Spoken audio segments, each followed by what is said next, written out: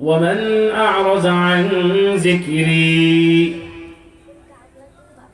আল্লাহ সুবহানাহু ওয়া তাআলা সূরাতুত তাহা এর 124 নম্বর আয়াতে কারীমায় বলেন ومن أعرض عن ذكري যে আমার জিকির থেকে তার মুখকে ফিরিয়ে নিবে। আল্লাহ তাআলার সবচেয়ে বড় জিকির হচ্ছে কুরআনুল কারীম। সবচেয়ে বড় জিকির হচ্ছে কোরআন। فإن له معيشة ضنكا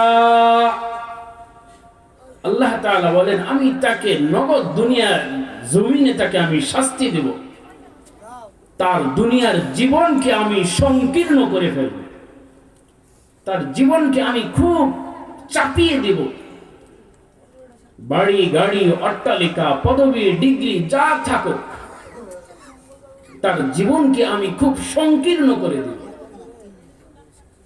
এতটা সংকীর্ণ সে কোথাও মজা পাবে না, আরাম পাবে না। আরামের জিনিসের বহু উপায় পন্থা পাথেও আমাদের দেশে আছে, পার্ক আছে, বহু ম্যাগাজিন অনুষ্ঠান আছে, টিভি আছে, কিন্তু মানুষের ভিতরে শান্তি নেই। আল্লাহ তাআলা বলেন আমি তোমার জীবনকে সংকীর্ণ করে দেব। অস্ট্রেলিয়ার বিখ্যাত একজন বিজ্ঞানী, বহু বছরের আগের কথা, 105 বছর, উনি অস্ট্রেলিয়ার একজন স্বীকৃত বিজ্ঞানী। তো উনি সিদ্ধান্ত নিয়েছেন উনি আত্মহত্যা করবেন, উনি সুইসাইড করবেন, মারা যাবেন। অস্ট্রেলিয়া সকলেই যারা জানে, যারা অস্ট্রেলিয়ার নাগরিক হতে পারে, যেতে পারে, তারা নিজেকে অনেক বড় ভাগ্যবান মনে করে। আর যে সিটিজেন হয়ে যায় তার তো কোনো কথাই নেই। আর যদি সেখানে বিজ্ঞান কেউ হয়, ইঞ্জিনিয়ার হয়, তার তো কোনো অভাবই নেই। তো অস্ট্রেলিয়ার স্বীকৃত একজন বিজ্ঞান, উনি সিদ্ধান্ত নিয়েছেন উনি মারা যাবেন। কিন্তু অস্ট্রেলিয়ার রাষ্ট্রীয়ভাবে আত্মহত্যা করার মতন কোনো জায়গায় নেই, মেডিকেলে এই ব্যবস্থা নেই।